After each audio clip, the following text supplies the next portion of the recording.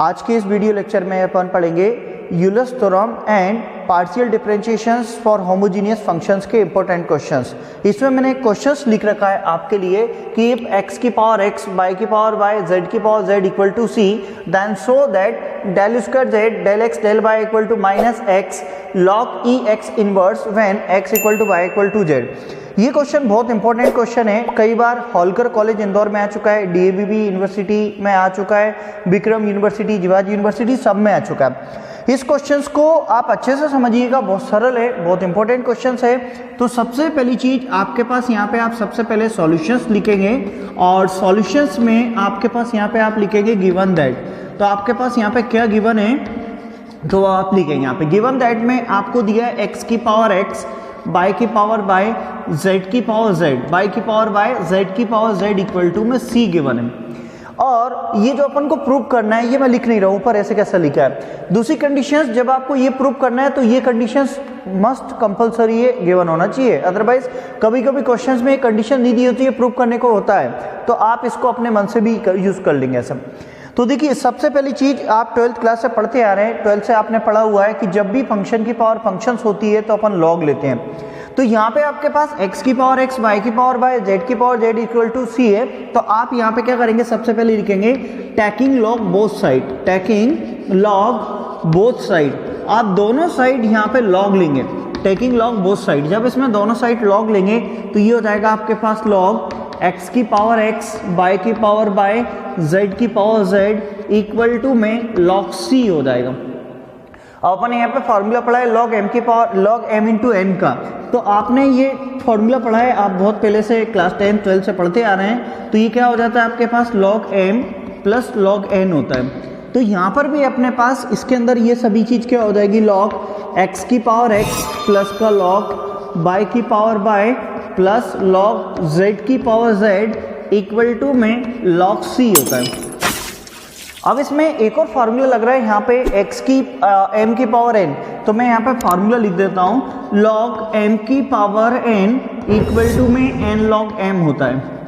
तो ये जो अपने पास x है वो आगे आ जाएगा, इधर से y आगे आ जाएगा, इसमें z आगे आ जाएगा। तो आपके पास ये बचेगा x log x plus y log y plus z log z equal to में log c, ये आपके पास बचेगा। अब एक चीज समझना, ये जो इक्वेशंस बनी है इसी का डिफरेंशिएशंस करना है अपने को। यहाँ पे आप जो प्रूव करना है उसमें देख पा रहे होंगे कि del square z del x del y, तो इसका मतलब पहले बाय लिखा है तो बाय के रिस्पेक्ट में डिफरेंशिएशन करना चाहिए, फिर एक्स के रिस्पेक्ट में। पार्शियल डिफरेंशिएशन में आपको ये बात अच्छे से पता होगी, जब अपन एक्स के रिस्पेक्ट में डिफरेंशिएशन करते हैं तो बाय कांस्टेंट होता है और बाय के रिस्पेक्ट में करते हैं तो एक्स जेड कांस्टेंट होता है। लेकिन यहाँ पे डेल स्क्वायर जेड दिया है, मतलब जेड अपने आप में फंक्शन को रिप्रेजेंट कर रहा है। तो सबसे पहली चीज मैं इसका एक्स के रिस्पेक्ट में डिफरेंशिएशन करके रख लेता हूँ क्योंकि आगे काम आएगा। तो आप यहाँ पे लिखेंगे partially differentiated with respect to x. जब इसका एक्स के रिस्पेक्ट में डिफरेंशिएशन करेंगे तो बाय वाली टर्म जीरो हो जाएगी, लेकिन जेड वाली टर्म जीरो नहीं होगी। क्यों नहीं होगी? क्योंकि जेड अपने आप में यहाँ पे फंक्शंस को रिप्रेजेंट कर रहा है और फंक्शन को अगर वो रिप्रेजेंट कर रहा है तो उसमें आपके पास यहाँ पे चेन रूल का यूज होगा। तो आप यहाँ पे क्या करेंगे, सबसे पहले एक्स के रिस्पेक्ट में जब डिफरेंशिएशन करेंगे तो del upon del x x log x plus del upon del x y log y plus del upon del x z log z equal to में ये भी कितना हो जाएगा, डेल अपॉन में डेल एक्स लॉग सी। अब इसके बाद यहाँ पे अपन x log x की बात करें तो x ऐसे कैसे रहेगा, प्रोडक्ट रूल लगेगा। पहले किसका डिफरेंशिएशन करेंगे आप, log x का डिफरेंशिएशन करेंगे, फिर प्लस लगाएंगे, log x ऐसे कैसे रहेगा, फिर किसका डिफरेंशिएशन करेंगे आप यहाँ पे x का डिफरेंशिएशन करेंगे। अब x के रिस्पेक्ट में कर रहे हैं तो बाय डिफरेंशिएशन जीरो हो जाएगा क्योंकि वो कांस्टेंट की तरह वर्क करेगा पार्शियल डिफरेंशिएशन में। अब यहाँ पे अपन बात करें z log z, तो ये भी फंक्शंस को रिप्रेजेंट कर रहा है क्योंकि यहाँ पे ऊपर आपको z दिया है तो इसलिए इसका डिफरेंशिएशन जीरो नहीं होगा। तो आप यहाँ पे z को एज इट इज रखेंगे। सबसे पहले किसका डिफरेंशिएशन करेंगे, del upon del x log z, फिर प्लस लगाएंगे log z ऐसे कैसा रहेगा और किसका डिफरेंशिएशन होगा, del z upon del x और log c का डिफरेंशिएशन क्या हो जाएगा, जीरो, क्योंकि वो कांस्टेंट टर्म। अब यहाँ पे अपन इसके लिए तो आपके पास बचेगा x log x और यहाँ पे अपने पास प्लस log x x का डिफरेंशिएशन कितना हो जाएगा, सॉरी यहाँ पे अपन को इसके अंदर ये क्या करना पड़ेगा, x ऐसे कैसा है, log x का डिफरेंशिएशन 1/x हो जाएगा, प्लस ये आपके पास log x ऐसे कैसा रहेगा, अब x का डिफरेंशिएशन कितना हो जाएगा 1, प्लस यहाँ पे अगर अपन इसकी बात करें तो ये कितना है अपने पास z ऐसे कैसा, log z का जो डिफरेंशिएशन होगा वो 1/z होगा, और z का वापिस से करेंगे तो del z अपॉन में del x होगा, प्लस यहाँ पे अपने पास log z ऐसे कैसा है, तो ये अपने पास यहाँ पे del z का differentiate del z upon del x, और ये log z इक्वल टू में 0।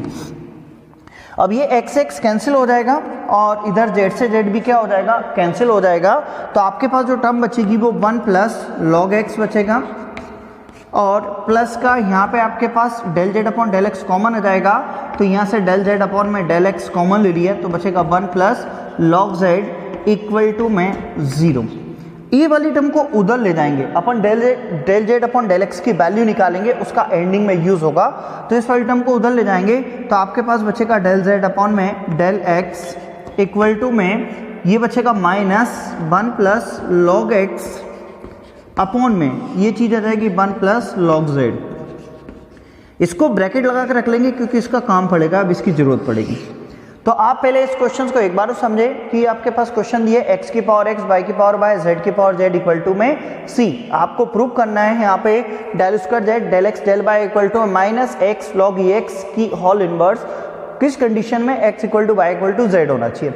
तो सबसे पहली चीज ये 12th से पढ़ते आ रहे हैं अपन लोग कि जब भी फंक्शंस की पावर फंक्शन होती है तो अपन लॉग लेते हैं, तो आप यहाँ पे लिखेंगे टेकिंग लॉग बोथ साइड। सबसे पहले आप दोनों साइड लॉग ले लेंगे, तो लॉग x की power x plus log y की power y plus log z की power z equal to log c।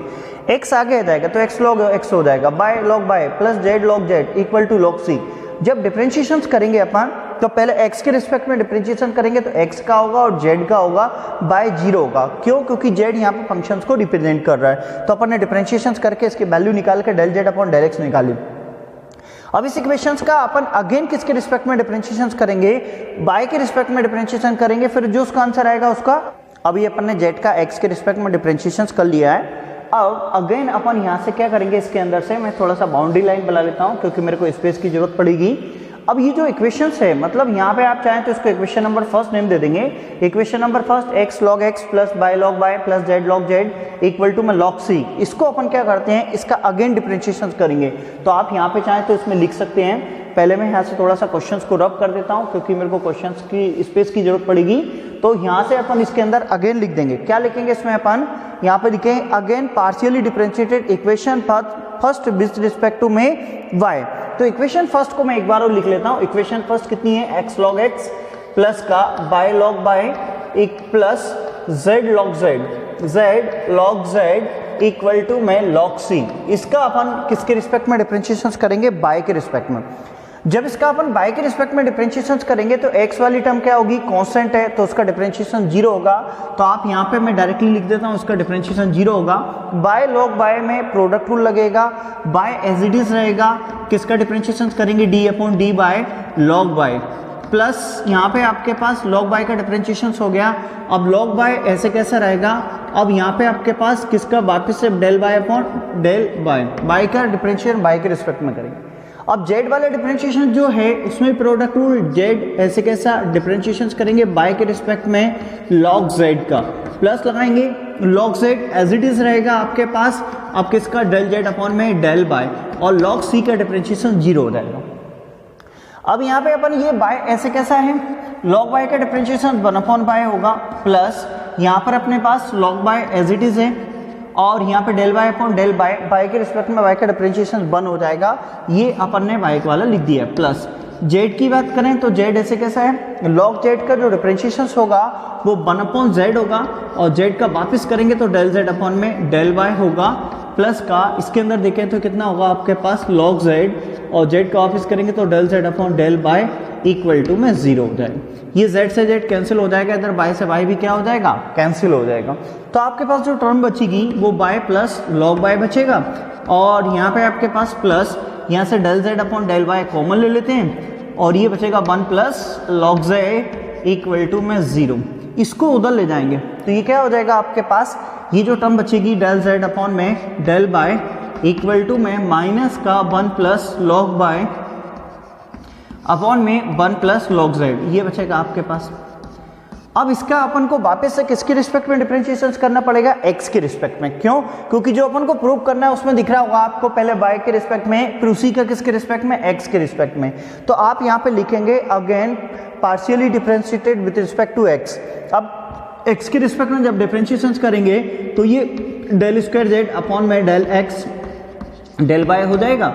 और जब x के रिस्पेक्ट में डिफरेंशिएशन करेंगे तो y वाली टर्म कांस्टेंट की तरह बिहेव करेगी, तो उसको कॉमन ले लेंगे, आउटसाइड ले लेंगे, तो ये माइनस का 1 प्लस लॉग y आपका बाहर आ जाएगा। और यहाँ पे डेल अपॉन में डेल x, इसको ऊपर ले जाएंगे इनवर्स में, 1 प्लस लॉग z की होल इनवर्स पावर बन जाएगी। तो यहाँ पे आपके पास जब इसका डिफरेंशिएशन करोगे तो डेल स्क्वायर जेड अपॉन में del x del y equal to में, तो ये minus 1 plus log y as it is है, इसके अंदर से माइनस आगे आ जाएगा, माइनस का 1 प्लस लॉग z की होल पावर -2 हो जाएगी।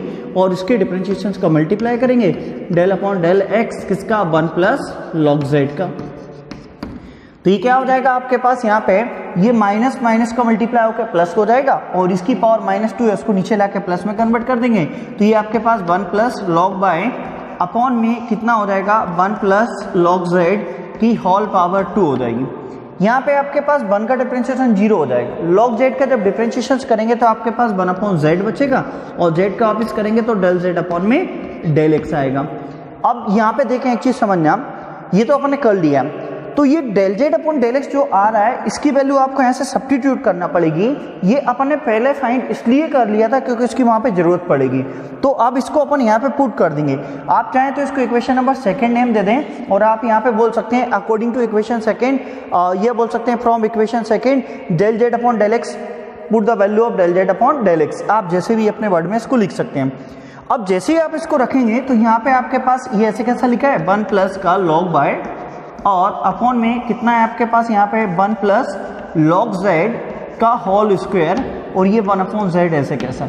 अब del z upon del x, तो del z upon del x की ये वाली जो वैल्यू है मैं यहाँ पे सब्स्टिट्यूट कर देता हूँ, और ये कितनी है, minus 1 plus log x, 1 plus log x upon में ये कितना है अपने पास, 1 plus log z, 1 plus log z।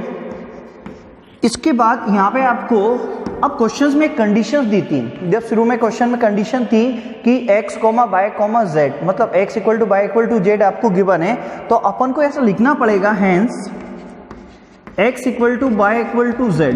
तो अपन इसमें सभी जगह जहां पर भी y आ रहा है, जहां पर भी z आ रहा है, सब जगह x रख देंगे। तो सभी प्लेसेस पर जब x रखेंगे तो कितना हो जाएगा, 1 प्लस लॉग x।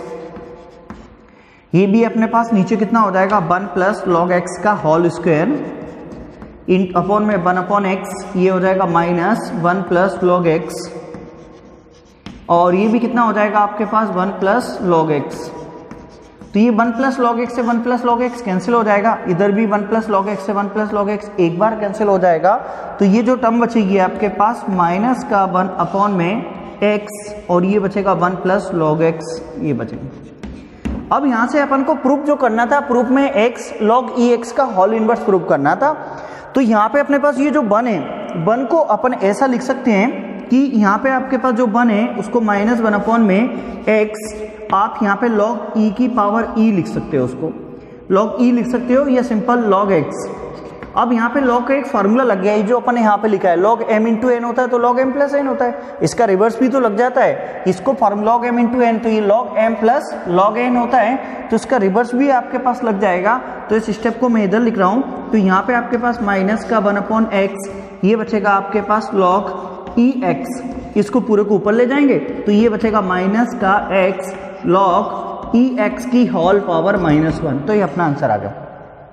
क्वेश्चंस को एक बार समझेंगे, बहुत इंपॉर्टेंट क्वेश्चंस है, हर साल क्वेश्चंस आता है। इफ x की पावर x प्लस y की पावर y प्लस z की power z equal to c, then prove that del square z upon del x del y equal to में minus x log e x whole inverse where x equal to y equal to z, ये question था आपका। तो सबसे पहली चीज, जब भी x की पावर ये अपने पास लिखेंगे कि x की power x plus y, x की पावर x, y की पावर y, z की पावर z इक्वल टू में c।